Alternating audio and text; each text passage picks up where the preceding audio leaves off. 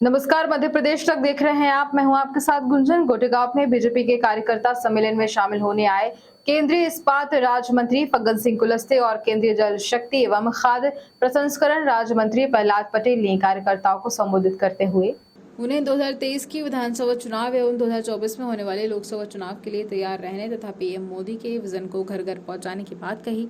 Media से बात करते हुए केंद्रीय जल शक्ति मंत्री प्रहलाद पटेल ने चंद्रयान 3 की चरणबद्ध सफलता को लेकर कहा कि भारत आज अपने आप को गौरवान्वित महसूस कर रहा है। प्रधानमंत्री की दूरदर्शिता एवं भारत के विज्ञानों की आपको बता दें कि समर्थकता से आज हम विश्व में नंबर 1 बनने जा रहे हैं। जब चंद्रयान 2 में विफलता हुई थी तो प्रधानमंत्री ने स्वयं वैज्ञानिकों के पास जाकर उनका हौसला बढ़ाया था और कहा था कि आज से ही हमें अपने नए चरण की ओर आगे बढ़ना है और आज उसका परिणाम सबके सामने है। न केवल चंद्रमा पर बल्कि पूरे विश्व में भारत पहले पायदान पर है। वहीं इस्पात राज्य मंत्री फग्गन सिंह कुलस्ते ने परिवारवाद को देश के लिए खतरा बताते हुए कहा कि इतने वर्षों से यदि भारत में परिवारवाद न होता तो आज भारत विकसित राज्यों की पंक्ति में सबसे आगे होता। बीजेपी में चाहे राष्ट्रीय अध्यक्ष हो चाहे प्रधानमंत्री, उन्होंने अपने राजनीतिक जीवन की शुरुआत एक कार्यकर्ता के रूप में की थी और उसी का परिणाम है कि पीएम नरेंद्र मोदी आज देश के प्रधानमंत्री हैं। तो नियति उनको जिंदगी भर नजर से तो करवाने के लिए छोड़ देती है। हम लोगों ने वर्षों से संघर्ष किया है, बहुत कष्ट भी झेला। कष्ट झेलने वाले सामने भी बैठे हैं, मंच पर भी बैठे हैं, और इसलिए कभी चुनाव हल्के में मत करें। गोटेगांव के संघर्ष के साथ जो गोटेगांव को मिलना चाहिए था वो भी हमें प्राप्त नहीं हुआ है। दावा करता हूँ प्रहलाद पटेल के मंत्री बन जाने से या बन्ना भैया के विधायक बन जाने से या हाकिम सिंह जी के विधायक बन जाने से अभी हमारा काम पूरा नहीं हुआ। गोटेगांव विधानसभा के लोगों को पड़ोस की विधानसभा में देखना चाहिए कि वहां कितना विकास। हम विकास से वंचित लोग, हम विकास से इसलिए वंचित हैं क्योंकि हमारा विधायक नेता सरकार होने के बाद ये कारण है। ये तो हमारे स्थानीय तौर पर बात है, लेकिन मैं जो दूसरी बात कर रहा हूं तो ध्यान से सुना। मित्रों, केंद्र में भारतीय जनता पार्टी का स्पष्ट बहुमत है, लेकिन ये बात हमें कार्यकर्ता के नाते भूलनी नहीं चाहिए। कभी भी राज्यसभा में हमारा बहुमत नहीं है। लोकसभा का सांसद तो मतदाता चुन देता है, लेकिन राज्यसभा का सांसद विधायक चुनकर भेजता है। हम लगातार पूरे हमारे राज्यसभा के सांसद जीत कर जाते रहे, लेकिन पिछली बार हमारी संख्या कम रह गई थी तो हमें आगे आगे में समझौता करना था। और इसलिए ये मत मानिए कि चुनाव, राज्य का चुनाव अलग है, केंद्र का चुनाव अलग है।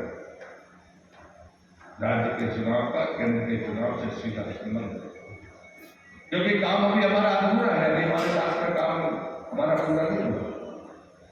2 बार का कार्यकाल भारत की सरकार पूरा करेगी। ऐसा नहीं कि कोई सफलताएं नहीं है, सफलताएं तो इतनी दी है, और उसके पीछे जो कारण है, जो मैं हमेशा से अपने आपके बीच में कहता रहा, भारतीय जनता पार्टी के कार्यकर्ता को सदैव अपने आप से प्रश्न करते रहना चाहिए, मैं राजनीति में क्यों आया, पहला प्रश्न, और मैंने भारतीय जनता पार्टी में क्यों आया, ये दूसरा प्रश्न। हर कोई राजनीति में नहीं आता, और जो लोग एक्सीडेंटल आते हैं वो एक्सीडेंटल चले भी जाते हैं। लेकिन अगर आप भारतीय जनता पार्टी में आए अगर तुलना करिए क्या फर्क, कई बार आपको दुविधा हुई कि हम फर्क कर नहीं पा रहे, तो उसमें कहीं ना कहीं उंगली खुद की तरफ होती है। अगर कांग्रेस के लोगों से पूछोगे कि आप राजनीति में क्यों काम करते हो, वो कहेंगे सत्ता प्राप्त करनी है इसलिए राजनीति में काम करते हैं। चुनाव तो हमको भी लड़ना है, सत्ता हमको भी चाहिए, लेकिन हमारे जैसे छोटे से छोटे कार्यकर्ता से पूछा जाएगा क्या सिर्फ चुनाव लड़ना ही तुम्हारा काम है, वो कहेगा नहीं। डॉक्टर मुखर्जी के बलिदान की अभी जो कीमत बाकी बची है धारा 370 की, इस जनसंघ से लेकर भारतीय जनता पार्टी के कार्यकर्ताओं ने एकता यात्रा में जाने वाले लोगों से पूछो जो जम्मू कश्मीर गए थे, डॉक्टर साहब की जब नेतृत्व में वो हुआ था, उनसे पूछना।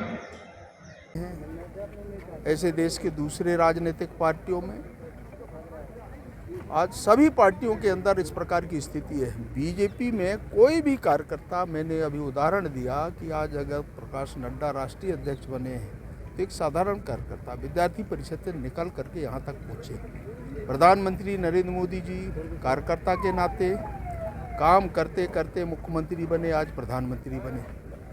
कोई भी व्यक्ति हो सकता है और इसीलिए हमने परिवारवाद कहा कि परिवार एक खानदानी से देश को भी चला है, सभी वही चुनाव लड़े। तो इस प्रकार की स्थिति देश के अंदर आज तक रही और इसके कारण देश प्रभावित हुआ है, देश के लोग आज प्रभावित हुए हैं।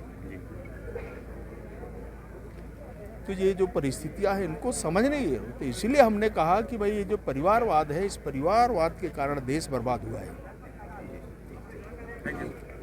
पर देश उत्साहित है, इस सफलता पर क्या कहेंगे? नहीं, मुझे लगता है कि हम सब गौरवान्वित हैं, हम अपने वैज्ञानिकों के प्रति।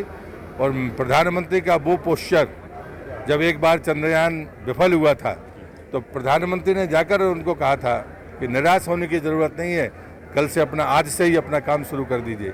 ये उसी की परिणति है। इसलिए मुझे लगता है ऐसा नेतृत्व जो विफलता किसी भी ऐसी चीज़ पर जो हमारे अनुसंधान करता है उनको कभी निराश नहीं होने देने वाला नेतृत्व है। इसलिए प्रधानमंत्री का भी अभिनंदन और वैज्ञानिकों का भी अभिनंदन।